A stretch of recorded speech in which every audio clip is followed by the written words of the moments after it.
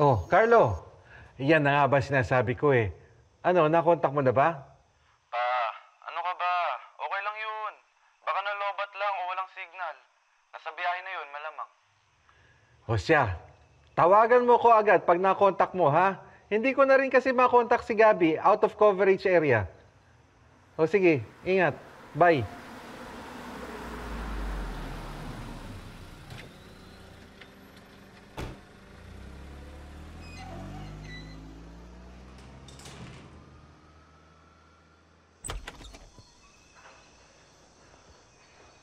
Bunso, anong nangyari sa'yo?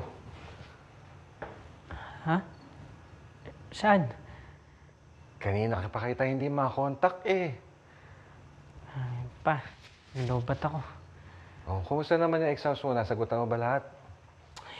Sabi, traffic sa junction. Sumakit pa ulo ko. Siya, hindi ka. Kumain ka muna. Baka ka Hindi magpahinga. pa, hindi na. Papahinga na ako. Siya, sige. Sige na, bakit na ako? Ay, nak, sandali. Nahiram ko sa kasama ko sa barko. Magagamit mo to pag nag-start ka na. Thank you pa. Bakit na ako? Sige. Good night, nak! Kwento mo sa akin bukas, ha? Kung nasagutan mo lahat. Love you!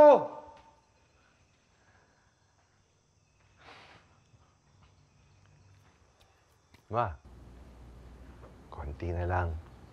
Matutupad na ang mga pangarap natin sa mga anak natin. Sigurado ako talagang maipapasa ni Bunso ang entrance exam niya. Walang palya yun. Magkakaroon na tayo ng anak na kapitan ng barko.